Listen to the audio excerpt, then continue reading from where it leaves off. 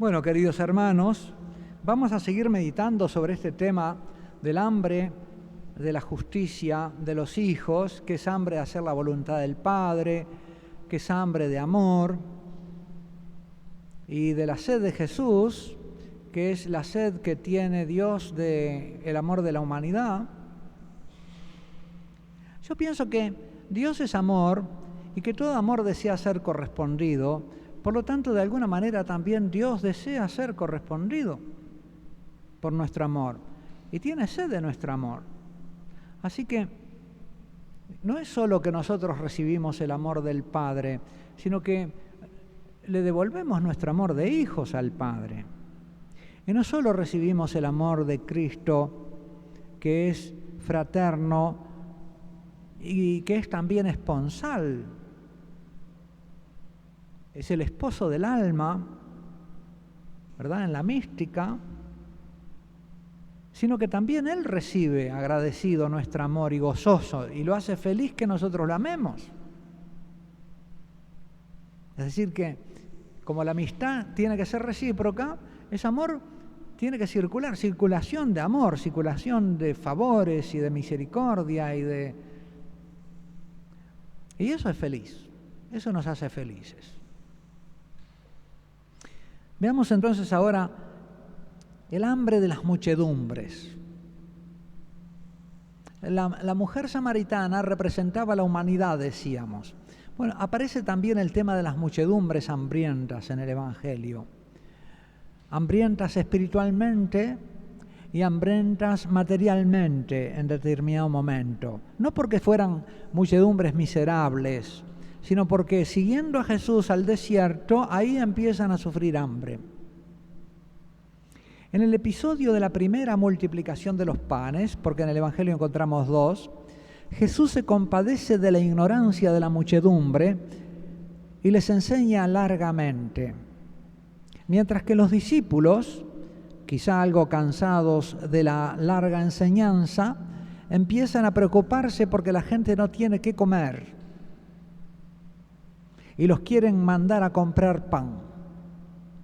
Son dos miradas, dos misericordias sobre dos aspectos de la necesidad de la muchedumbre y dos urgencias y dos prioridades. Salió Jesús y vio una gran multitud y tuvo compasión de ellos, la misericordia de Jesús, porque eran como ovejas que no tienen pastor, y comenzó a enseñarles muchas cosas. Jesús tiene como una mirada para la ignorancia de esa muchedumbre a la que nadie le enseña. Me imagino que a la que nadie le enseña a ser hijos, que son hijos, que Dios los ama como hijos y que pueden vivir como hijos. Eso quería enseñarles, porque nadie los conducía al Padre, no tenían un pastor que los condujera al Padre.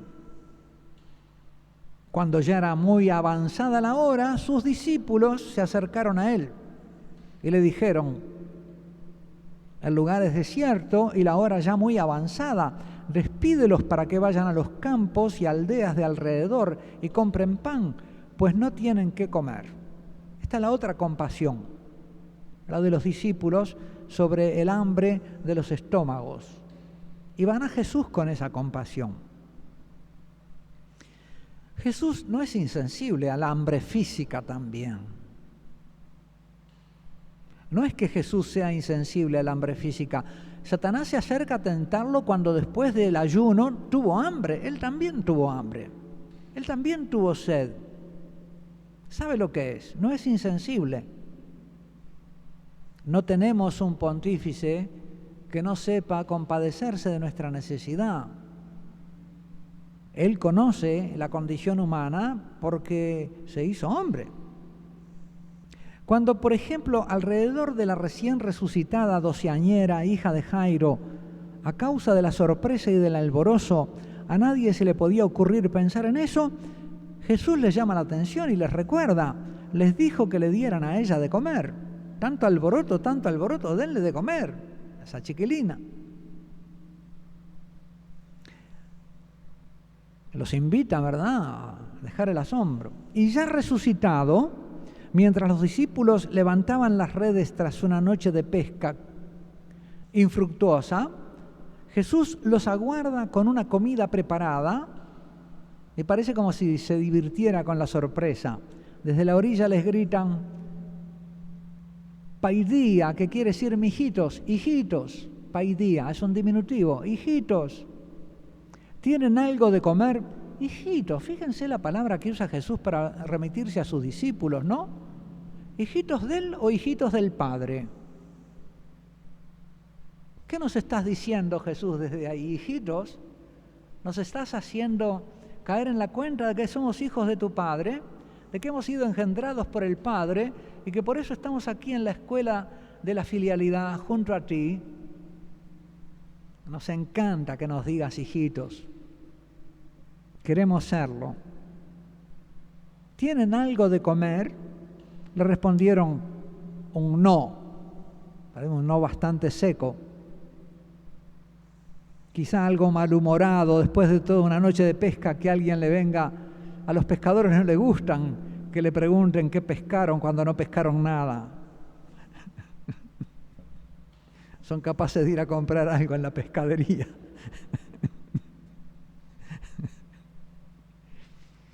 Bueno, conocemos este episodio y cómo al descender a tierra vieron brasas puestas y un pescado encima de ellas. No es pues que Jesús fuera insensible o ciego para el hambre, con menos razón insensible para el hambre de la muchedumbre. Lo que pasa es que Jesús se muestra en este episodio más sensible primero al hambre espiritual. Hay como una especie de precedencia. Primero lo espiritual, después lo otro. Yo me acuerdo que cuando yo era joven, hace unos cuantos años, en los años 55-56, me tocó ir a estudiar a Chile, las humanidades clásicas. En Chile había una situación social difícil, mucha miseria, villas miserias, ¿verdad? Y se hablaba mucho de lo social, de la situación social, y corría entre los evangelizadores una especie de que no, primero hay que arreglar la situación social, y el evangelio no se lo podés predicar a los estómagos vacíos. Primero hay que llenar los estómagos. Estaban como los apóstoles, mandalos a comprar pan, que tanta predicación. Y a mí me impresionaba el argumento, porque decía, pasaron los años, y en los años 62 al 66 me tocó ir a estudiar teología a Europa. Fui a Holanda a estudiar teología, y mis compañeros holandeses me decían, no, acá es difícil predicar el evangelio, porque la gente ya tiene todo lo que necesita. Y entonces ahí yo dije, pará un poco, ahí me avivé. Dije, pará un poco, ¿cómo es la cosa? Allá querían esperar a predicar el evangelio a que tuvieran el estómago lleno. Y acá no se le puede predicar porque ya está lleno el estómago. ¿Cómo es la cosa? Yo creo que las dos cosas son equivocadas.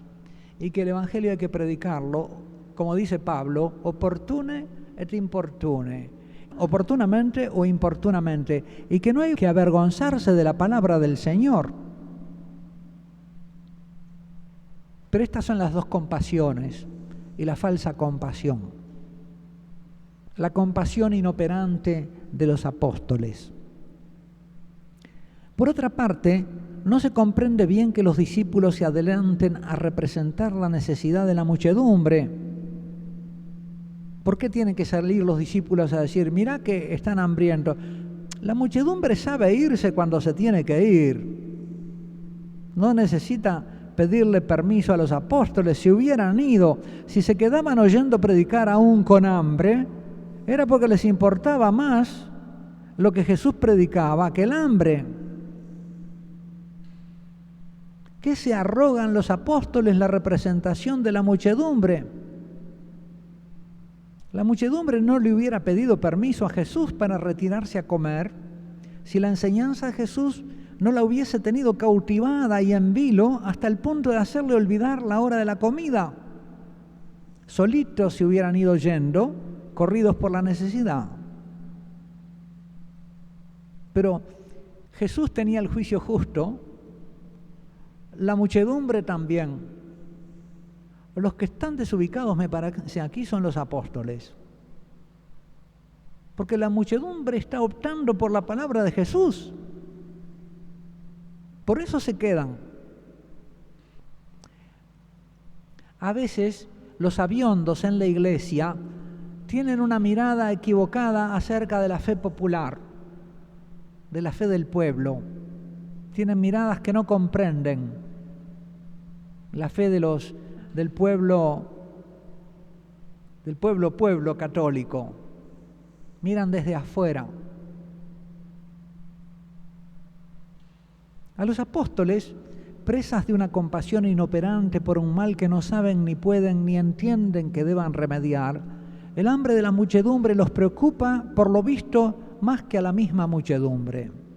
Y ciertamente más que a Jesús, quien los desafía: denles ustedes de comer. Jesús se ha vuelto loco. ¿Vamos nosotros a comprar 200 denarios de pan para darles de comer? No los habríamos gastado en eso, ni aunque lo hubiéramos tenido. Es llamativo que los mismos apóstoles, en ocasión de la segunda multiplicación de los panes, opten por no mencionar las necesidades de la muchedumbre, a pesar de que transcurran nada menos que 3 días. En aquellos días, como había una gran multitud y no tenían qué comer, Jesús llamó a los discípulos y les dijo: tengo compasión de la gente, porque ya hace 3 días que están conmigo y no tienen qué comer. Señor, qué fuerza tiene tu predicación. ¡Qué maravilla! Ojalá yo pudiera predicar 3 días y no se me fuera nadie de acá. Sus discípulos le respondieron: habían pasado 3 días y ahora no se habían inquietado. ¡Qué misterio! A mí me llama la atención esto, no sé por qué. Me lo pregunto, son misterios del Evangelio. A mí me intrigan. ¿Por qué la primera vez al atardecer ya estaban reclamando mandarlos a comer y ahora después de 3 días, nada? ¿Será que la primera vez Él les hizo repartir los panes y ahora no los querían repartir de nuevo? Así vamos, Jesús los curó de espanto, porque ellos fueron todos misericordiosos y dijo: bueno, traigan los panes. Ahora pasaron 3 días, nada.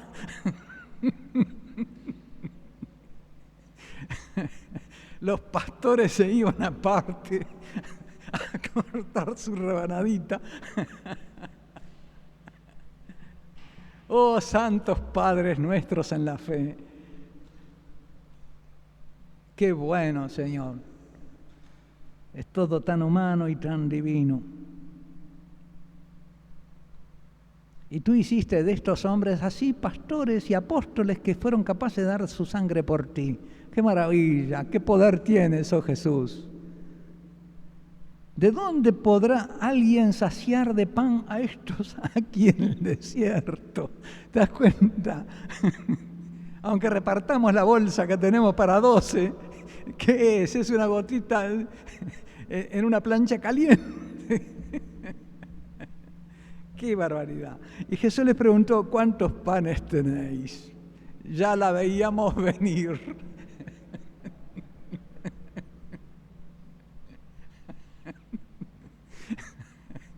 Tardó 3 días en preguntar Jesús. Y ellos dijeron 7. Tenemos que sacar la cuenta de cuánto se habían ido comiendo en los 3 días. ¿Cuánto llevaban los apóstoles para 3 días? Tuvieron que ponerlo sobre la mesa. Aunque pudiera ser de mala gana, y el Señor les dejó una lección que, como tantas otras, tardaron muchos años y necesitaron la ayuda del Espíritu Santo para comprender. Comieron y se saciaron, y recogieron de los pedazos que habían sobrado 7 canastas. Y los que comieron eran como 4,000. 7 panes, 7 canastas, ¿no? Y Jesús lo despidió. Jesús le reprocha su incomprensión en estas materias. Se habían olvidado de llevar pan en otra ocasión, ¿no? Un poquito más adelante, lo leemos en el Evangelio de Marcos. Ahora habían subido al barco y se habían olvidado de llevar pan. Ya cuando habían zarpado, habían soltado, ya estaban remando lejos de la orilla y uno pregunta, che, ¿quién se encargó del pan?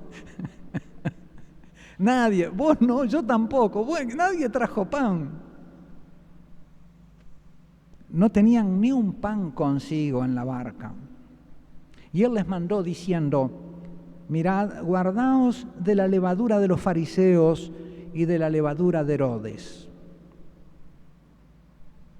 Discutían entre sí, diciendo que no tenían panes, ¿qué levadura? Si no hay pan, no hay levadura. No entendían. Y Jesús, comprendiéndolo, les dijo, ¿por qué discutís diciendo que no tenéis panes? No entendéis ni comprendéis. Y ahora Jesús empieza a repasar todas las facultades humanas para entender y comprender, y los encuentra tan romos en todas y tan ignorantes en todas, y les va reprochando. Pero no, hay como una especie de desaliento en Jesús, las que pasaste entre nosotros, Señor. Tú como Dios estabas aprendiendo lo que somos nosotros como hombres. Esa lentitud en aprender. Es como una especie de desaliento. Jesús dice que gimió, un poquito antes gimió Jesús. ¿Hasta cuándo estaré entre vosotros? Había gemido. No entendéis, no comprendéis. Tenéis aún endurecido vuestro corazón. Teniendo ojos no veis y teniendo oídos no oís. ¿No recordáis? La memoria también. Lo que le pasa a las maestras después que explicaron un tema y ningún chico entendió. Todo el trabajo que se dio hace un ejercicio, un desastre. Cuando partí los 5 panes entre 5.000, ¿cuántas cestas llenas de pedazos recogisteis? Y ellos le dijeron 12. Y cuando repartí los 7 panes entre 4.000, ¿cuántas canastas llenas de los pedazos recogisteis? Ellos dijeron 7. Y les dijo, ¿cómo es que aún no entendéis? Es decir, que él se ocupa de la necesidad. Cuando se trata del reino, se ocupa de la necesidad. Eso es lo que yo entiendo, porque de repente ni yo entiendo tampoco. Me parece que no entiendo del todo. A no dudarlo, los gestos y palabras de Jesús acerca del pan, del hambre y la comida no son fáciles de entender y requieren una sabiduría de hijos. Solo los hijos pueden entender las palabras de Jesús cuando los tranquiliza. No os angustiéis, pues, diciendo qué comeremos o qué beberemos o con qué nos vestiremos, porque los gentiles se angustian por todas esas cosas. Pero vuestro Padre Celestial sabe que tenéis necesidad de todas ellas. Buscad primeramente el reino de Dios y su justicia, y todas estas cosas os serán añadidas. El que anda con Jesús no se puede preocupar de eso. En otro pasaje del Evangelio, Jesús les dice, ¿os ha faltado algo cuando andabais conmigo? No, Señor. Una comida de alianza, de amistad. El hambre de la muchedumbre, que para los apóstoles hubiera sido motivo para desentenderse de ella y despedirla, es para Jesús ocasión de hacerse cargo de ellos y atárselos con un gesto hospitalario, con una alianza de pan y pescado salado. Los apóstoles no alcanzan a comprender el sentido de este gesto, tampoco la muchedumbre beneficiada, que después lo busca para hacerlo rey y solamente porque les mató el hambre. Aquellos hombres, al ver la señal que Jesús había hecho, dijeron, verdaderamente este es el profeta que había de venir al mundo, porque Elías y Eliseo habían multiplicado los panes también. Pero entendiendo Jesús que iban a venir para apoderarse de él y hacerlo rey, volvió a retirarse al monte él solo. Abundan en sus parábolas sobre el banquete del rey las alusiones y referencias a los invitados que no eran dignos.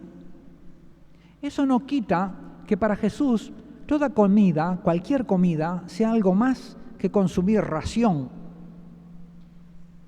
porque está referida a una comunión de amor divino-humana.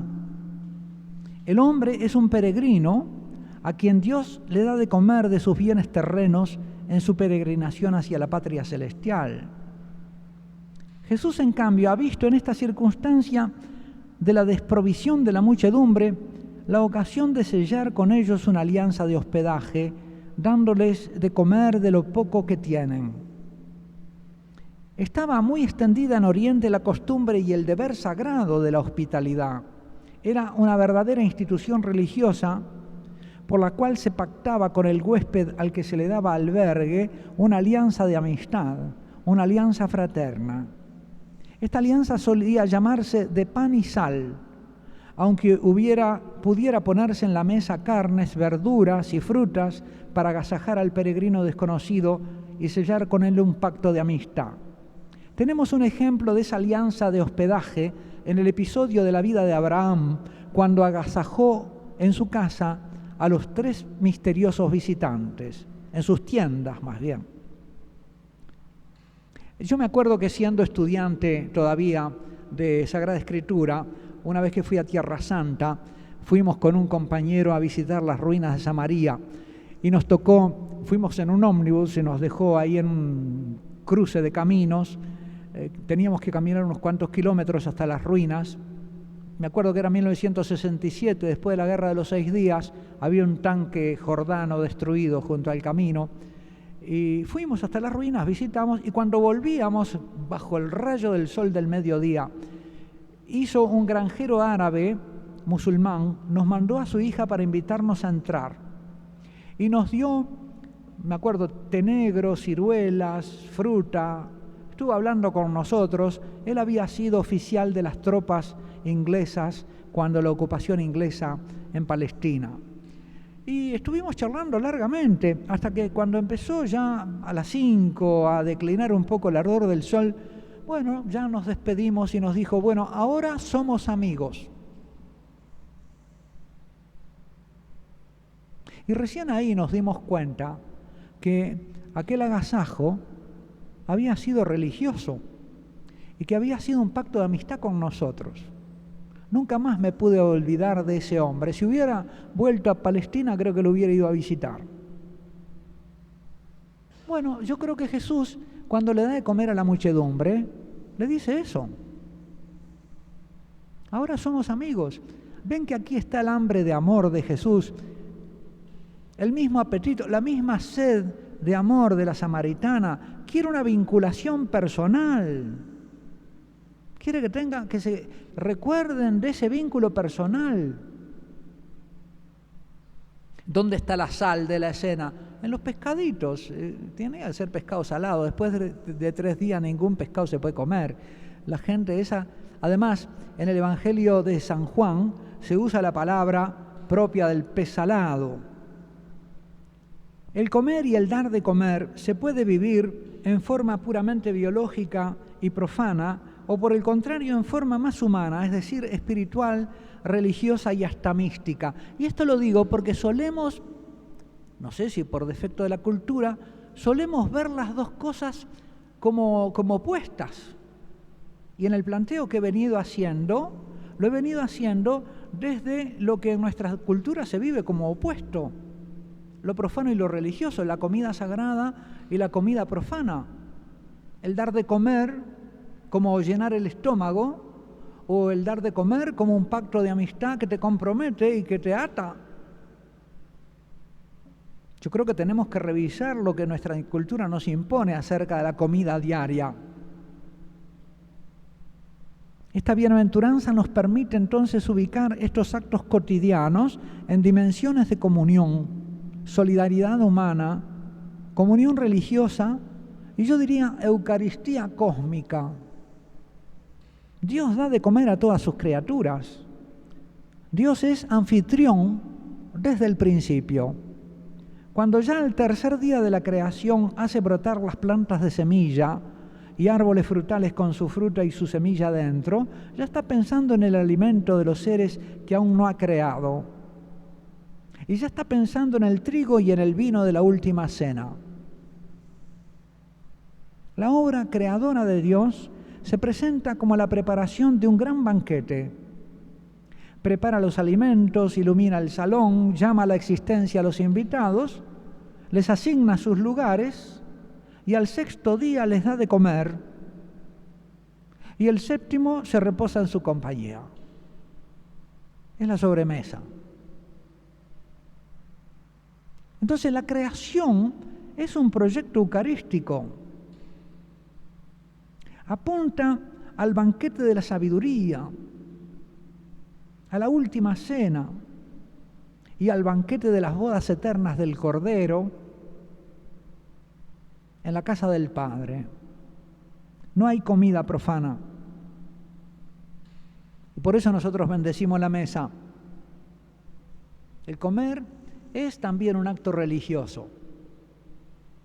Es un acto de comunión con el universo material, el fruto de la tierra y del trabajo de los hombres. Yo pienso que en la medida en que entramos en la óptica de Jesús, en la óptica filial y mística de Jesús, esto también va pasando y llegando a nuestra conciencia, nos va enseñando en esto también. El recibir el alimento en acción de gracias, en gozo y alegría. Y en alimentar a otro, al que tiene hambre, no como quien le llena la barriga, y como quien le da de comer a un... sino también como quien comunica y dice amén en la vida del otro, para más que simplemente la satisfacción de su hambre. Toda comida es santa, porque es recibida del amor del Padre y es anticipo del banquete celestial. Dios se muestra en toda la Sagrada Escritura también nutricio en la alianza con Noé después del diluvio. Le dispensa el alimento al hombre y a los animales.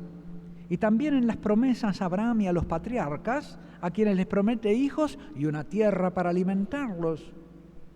Envía a José a Egipto para que en su momento reciba a sus hermanos empujados por el hambre.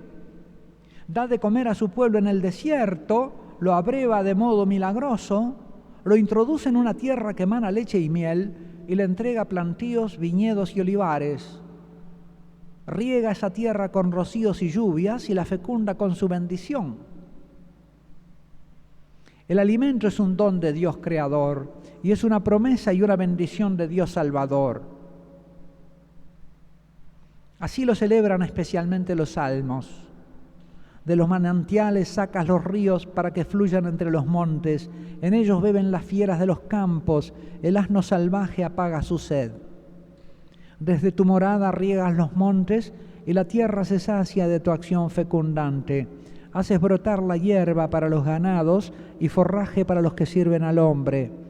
Él saca pan de los campos y vino que le alegra el corazón y aceite que da brillo a su rostro y alimento que le da fuerzas. Los leoncillos rugen por la presa, reclamándole a Dios su comida. Todos aguardan que les eches comida a su tiempo. Tú se la echas y la atrapan. Abres tu mano y se sacian de bienes. Él hace brotar hierba en los montes para los que sirven al hombre. Da su alimento al ganado y a las crías de cuervo que graznan. Los ojos de todos te están aguardando. Tú le das la comida a su tiempo. Abres tú la mano y sacias de bienes a todo viviente. No es que Dios sea insensible para el hambre, si Él puso la alimentación y da el alimento, por supuesto, pero es Él también el que pone la prioridad del hambre espiritual. Y declara que el hambre espiritual de sus hijos es bienaventurada y que Él se encarga de saciarla, lo mismo que el hambre natural. Oh sí, Señor, nos despedimos de Ti, dándote gracias por estas enseñanzas que Tú nos das, por esta maravillosa bienaventuranza Oh Señor, danos el hambre de hacer la voluntad del Padre, danos esa sed de amor. El que cree en mí, una fuente de agua viva manará de su interior que salta hasta la vida eterna. ¿Para qué quieres poner una fuente en nosotros, Señor? Para venir a beber en ti. Es una fuente de amor que yo te doy, pero en la que yo también quiero venir a beber. Te doy mi amor porque espero el tuyo. Y por eso te he creado, para que puedas responderme. Eres la única criatura capaz de responderme con amor. Y tú eres el diputado del universo, de la creación entera. En ti me ama el universo, porque yo te he hecho como un lazo donde se une el espíritu y la materia. Y por eso tú, aunque por ser material pareces inferior a los ángeles, de alguna manera resumes mejor toda mi creación, porque en ti se resume lo espiritual y lo carnal y lo material. En ti me canta la materia, en ti me ama el universo. Oh Padre Santo, sigue engendrándonos como hijos tuyos, a imagen y semejanza de tu Hijo, creciendo cada vez más en la semejanza de nuestro corazón filial. Que crezca en nosotros esta hambre de hacer tu voluntad. Amén.